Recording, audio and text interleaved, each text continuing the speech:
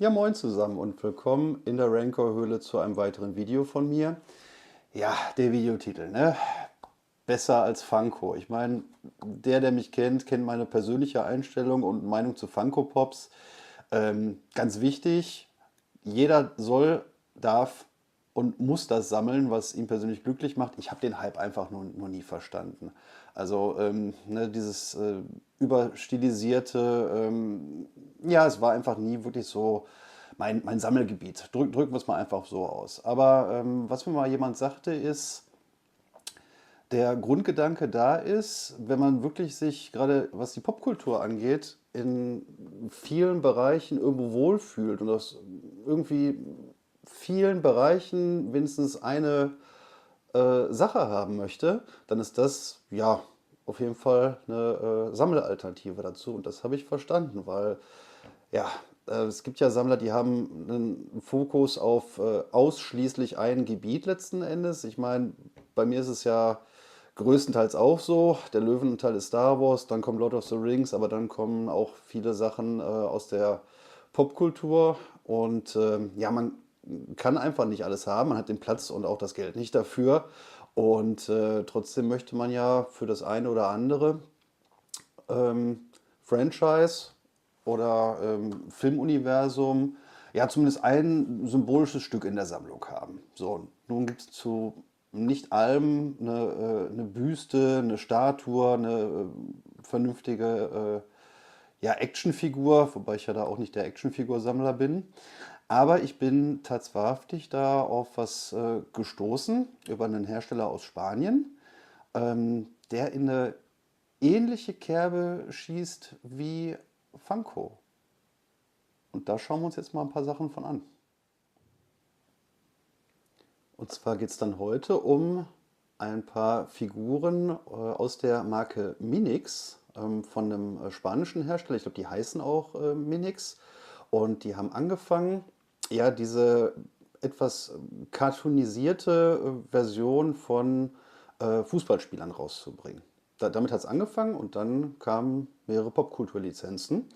Und ich finde die wirklich ganz süß gemacht. Ich habe euch den Rocky mal hier im Karton vorbeigebracht, dass ihr mal sehen könnt, wie die ganzen Figuren denn ausschauen, wenn sie denn noch im Original Blister sind. Also gerade auch für die Funko-Fans, man hat hier dieses schöne Folienfenster, was man dann auch signieren lassen könnte, wie das ja auch so oft üblich ist. Und man sieht, es ist halt nicht ganz so verniedlicht, sondern halt hat wirklich eher einen Cartoon-Charakter. Auch hier an der Seite schön gemacht mit der Box-Artwork. Da sieht man auch aus der Rocky-Serie gibt es übrigens mehrere. Also inzwischen auch aus Rocky 4 noch eine Rocky-Variante, Rocky 2, Mickey. Ich glaub, die Rocky-Lizenz haben die wirklich jetzt mit insgesamt 6, 7, 8 Figuren schon rausgebracht. Ja, lange Rede. Also das war für mich eine sehr schöne oder ist für mich eine sehr schöne Alternative zu sagen, gut, gerade was den 80er Jahre Bereich, Popkultur- und Action-Bereich angeht, ja, ist das ganz schön, so ein kleines Stück aus der jeweiligen Serie im Regal zu haben. So, hier haben wir Rocky in der ausgepackten Variante. Das ist einmal die Version mit dem ordentlichen Fletschauge nach dem Kampf gegen Apollo Creed. Auch einer meiner absoluten Lieblingsfilme. Sehr, sehr gut gealtert. Nach wie vor ein großartiges Drehbuch von Stallone. Es gab ja in den 80ern diese Arnold- oder Stallone-Geschichte. Ich meine, ich sage immer, ich bin ein Arnold-Kind, weil einfach die Filme brachialer irgendwie waren und einfach mehr Spaß gemacht haben. Aber wenn es um Story und ums Schauspielerische geht, hatte Stallone die Nase einfach vorneweg. Ähm, Wie sagt man dann so schön, das ist für mich niemals eine Entweder-Oder, das ist für mich eine sowohl als auch Frage. Und ja, beide haben dermaßen viele Klassiker gefilmt, rausgebracht, geschrieben, wie auch immer.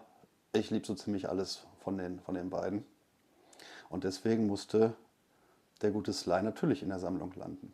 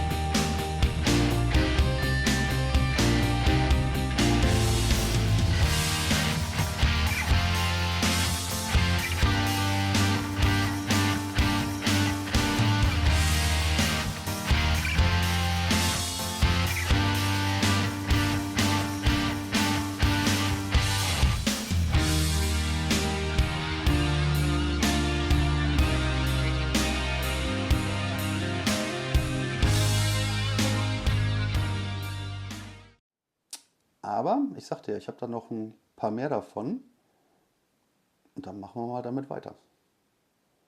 Tja, und wenn wir schon beim Thema sind, was würde sonst besser noch zusätzlich in die Reihe passen als der Mensch, der uns allen die Erkenntnis gebracht hat, dass blaues Licht blau leuchtet. Ebenfalls Sylvester Stallone als John Rambo. Hier klassische Szene. Wer den Film gesehen hat, weiß, Pfeile mit Sprengspitze enden für das Gegenüber nie gut. Auch hier wirklich cool gemacht, weil man erkennt wenigstens gesichtstechnisch, um wen es sich handeln soll.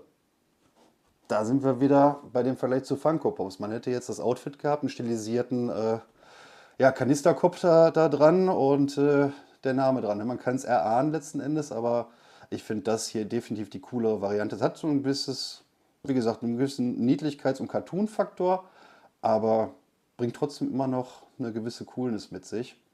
Ich finde es super umgesetzt.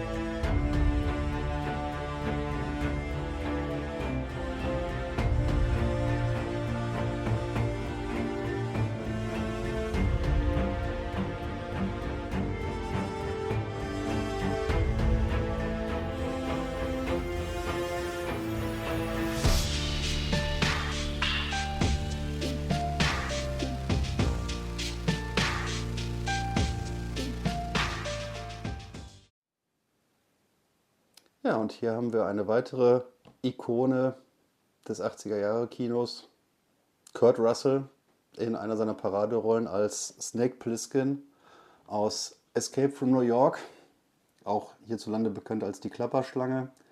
Ein großartiger Film von einem noch großartigeren John Carpenter, der das Horrorgenre in meiner Meinung nach in dem Jahrzehnt geprägt hat wie kein anderer und gezeigt hat, dass er auch einen richtig guten Thriller machen kann, der ja teilweise von der grunddystopischen Thematik, ja, was soll man sagen, eigentlich zeitgemäßer denn je ist. Aber gut, wir wollen jetzt hier nicht politisch werden. Es geht nach wie vor um Figuren, Statuen und Püppchen. Und hier haben wir den guten Snake Plissken. Auch sehr schön gemacht mit den Details, die Augenklappe, das Muster auf der Hose, diese Armbanduhr mit dem Timer, weil er das Gift injiziert bekommen hat in dem Film. Wirklich sehr, sehr schön umgesetzt. Ja, die Dinger machen einfach Spaß. Sind übrigens auch im ja, gleichen Preissegment wie Funkos unterwegs. Also man bekommt die bei den einschlägigen Online-Händlern, wenn man nach Minix-Figuren sucht, die haben, glaube ich, einen Standardpreis ich glaub, von 20 Euro. Oftmals ist aber realistisch irgendwas zwischen 11 bis 15, 16, je nach Figur. Worauf ihr achten solltet, falls euch die Figuren interessieren, es gibt zum Beispiel den Rocky auch, den gibt es nochmal als Mini-Variante. Die ist dann nur 7 Zentimeter. Die sind jetzt 12 oder 13. Das heißt, bitte nicht irritieren lassen, falls ihr den Preis mal unter 10 Euro seht. Wenn eine Figur nur 7 Euro davon kostet oder so, achtet darauf, dass es auch wirklich die richtige Größenangabe ist. Sonst kommt ihr nachher mit einem, ich glaube, die sind gerade mal halb so groß wie die jetzt hier. Ja, nicht, dass ihr da enttäuscht werdet. Ne? Und ich habe euch was Falsches empfohlen. Ja.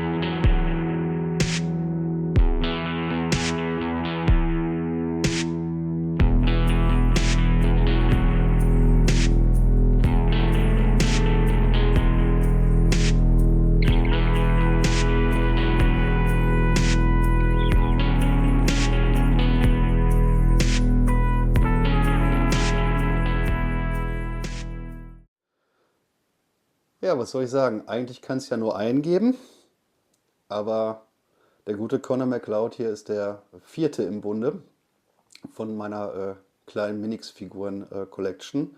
Highlander auch einer meiner absoluten Lieblingsfilme. Bin tatsächlich relativ gespannt auf das kommende Remake, Reboot, Remake. Ich weiß es nicht genau, auf jeden Fall mit Henry Cavill, Drew McIntyre und ich glaube Dave Bautista auch. Meistens gehen Remakes ja schief. Ne? Man soll ja nichts ändern, was schon perfekt ist. Das hat man ja leider schon in der Vergangenheit zu oft gesehen. Aber gerade Cavill ist ja auch ein Mensch, der ja durch und durch Geek ist und ja, allein aus Prinzip schon den Witcher verlassen hat, weil sie sich zu weit von der Vorlage differenziert haben. Aber gut, das soll jetzt nicht unbedingt das Thema sein, das nur nebenbei. Ich weiß nicht, seid ihr gespannt auf den Film? Ich werde den mir wohl auf jeden Fall anschauen. Aber noch lieber schaue ich mir nochmal das Original mit Christopher Lambert an, Highlander. Und auch hier sieht man sehr schön die Details am Kilt. Ich hatte ja mal die Ehre, Christopher Lambert zweimal auf Conventions zu treffen. War wirklich sehr sympathisch.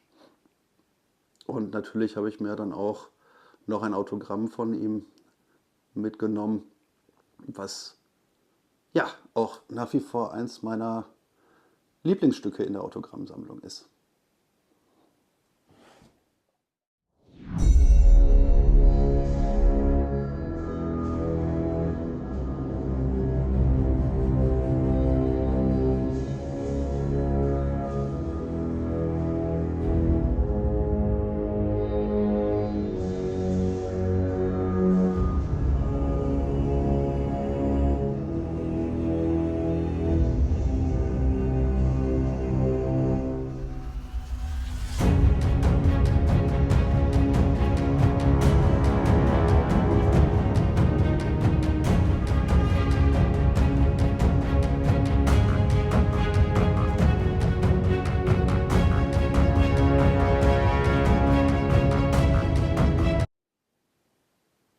Ja, und dann sind wir auch schon am Ende des heutigen Videos angekommen. Ich hoffe, euch hat der kleine Einblick gefallen in ja, die Welt eines noch nicht ganz so in der Öffentlichkeit oder in der Sammler-Community angekommenen Hersteller, was den Bekanntheitsgrad angeht. Wie gesagt, das ist keine Werbung, das ist nicht gesponsert. Ja, ich wollte einfach nur ein bisschen Wissen mit euch allen teilen, dass es da in der Richtung auch was gibt, was vielleicht auch für den einen oder anderen dann eine Alternative zu Funko-Pop-Figürchen ist. Wer weiter Funkos sammeln möchte, soll es bitte tun. Es ist einfach nur nicht meine Welt. Bitte seht das nur als meine persönliche Meinung an, ja, und nicht, dass ich irgendjemand hier sein Sammelgebiet ausreden möchte. Ganz im Gegenteil, steht dahinter und steht dazu, was ihr sammelt, was euch Spaß und Freude bringt. Das ist das Allerwichtigste bei diesem ganzen Thema. Und ja, mir bleibt nur zu sagen, wenn euch das Video gefallen hat, Daumen nach oben, Abo dalassen und die Glocke aktivieren, um keine Videos zu verpassen.